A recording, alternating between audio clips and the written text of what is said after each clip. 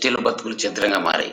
40 ఏళ్ల కిందట నిర్మించిన ఇళ్లు శిథిలం కావడం, వాటిని కూలదోయడం, ఆ స్థానాల్లో తాటాకు ఇళ్లు నిర్మించుకోవడం వారికి పరిపాటిగా మారింది. ఇళ్లు లేక, ఇళ్ల స్థలాలు లేక నరకం అనుభవిస్తున్నారు. ఇదెక్కడో కాదు, తిరుపతి జిల్లా ఓజిలి మండలం మాచవరం గ్రామంలోని దుస్థితి. ఇక్కడ 40 వరకు గిరిజన కుటుంబాలు నివాసం ఉన్నాయి.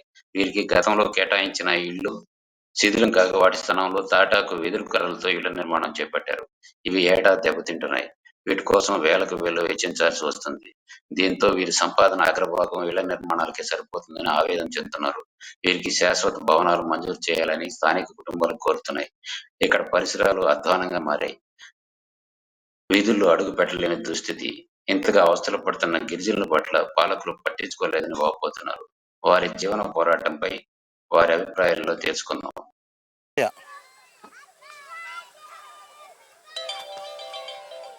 అదే సార్, ఈ మాదిరి ఉన్నాం మేము. ఇప్పుడు ఎల్లకాలనే ఉన్నాం.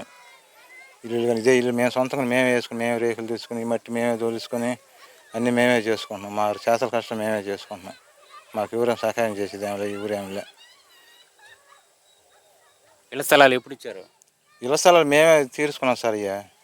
అప్పుడు మేమే తీసుకొని మేమే చెట్టు జామ కొట్టుకుని ఇక్కడ మట్టిలు తోలుకొని, గుంటలు లేదు ఆ మాదిరి గుంటలు సార్.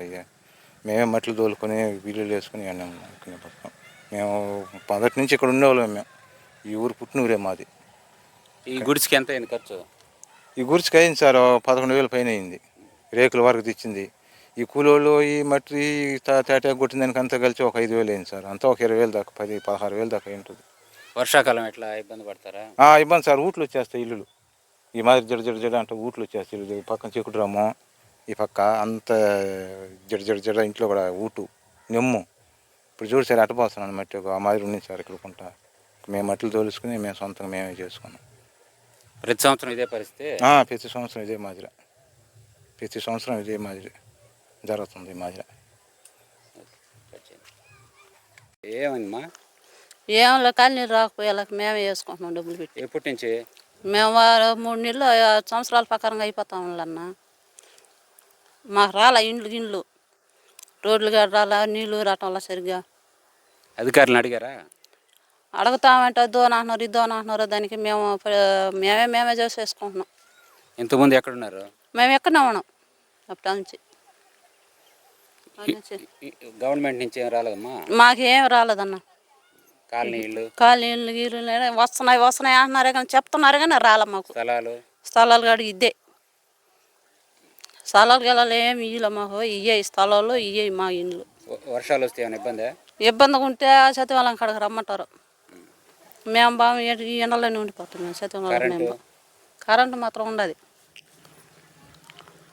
ఎంతమంది అమ్మా మీరు పిల్లలు? నాకు 2 మగ పిల్లకాయలు, ఒక ఆడపిల్ల. ఇల్లు లేదు పూర్తిగా? ఇల్లు లేదు పూర్తిగా.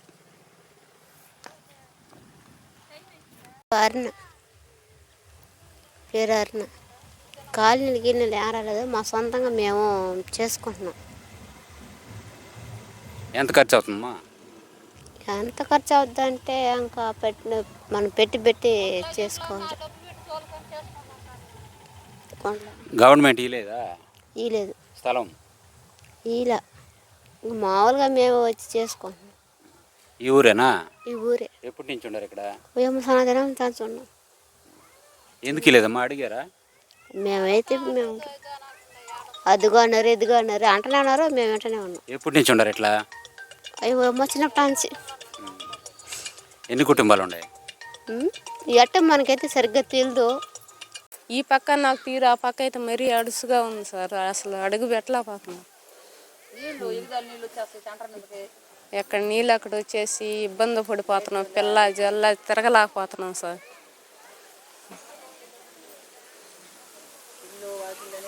ఇల్లు వాకిలి ఇయ్యే మాకు. ఈ కాలనీ కట్టిస్తానంటున్నారు కానీ ఏది కట్టించిందిలే చేసిందిలే. చెప్పేవాళ్ళే కానీ చేసేవాళ్ళు ఎవరు కనబట్టాల ముందుకి.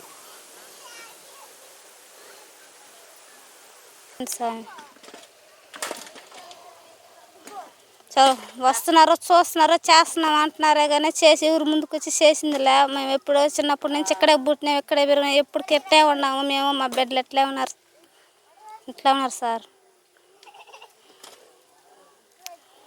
ఇంకా చెప్పాలా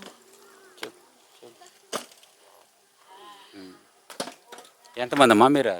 నువ్వు 4 ఉన్నావు సార్. మా ఇంట్లో 4 ఉన్నాం. స్థలం కూడా ఇలా స్థలం కూడా లేదు సార్. 2 ఇళ్ళు ఒకే ఇంట్లో ఉన్నాం సార్.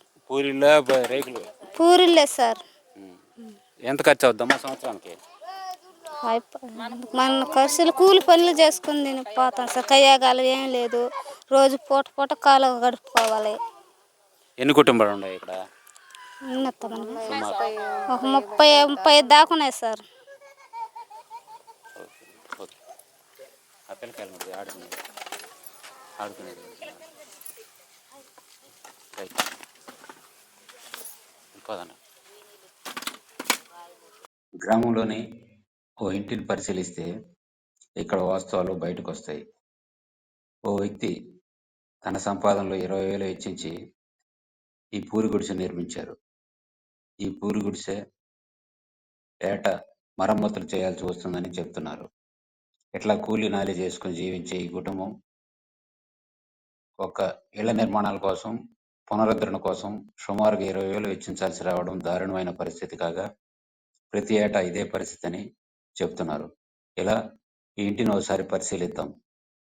చూడండి, ఇక్కడ ఇంటిని పైకప్పు మాత్రం రేకులతో నిర్మించారు. ఆ రేకుల్లోనూ సందులు స్పష్టంగా బయటకు కనిపిస్తున్నాయి. ఇట్లా గోడలు మాత్రం తాటాకుతో ఏర్పాటు చేశారు. ఇవి ఏడాది ఒకసారి మాత్రమే ఉంటాయి. ఇట్లా మళ్ళీ వర్షాల టైంలో మళ్ళీ మార్పు చేయాలని చెప్తున్నారు. ఇట్లా తాటాకు కోసం సుమారుగా 20,000 వెచ్చించాల్సి వస్తుందని స్థానికులు చెప్తున్నమాట.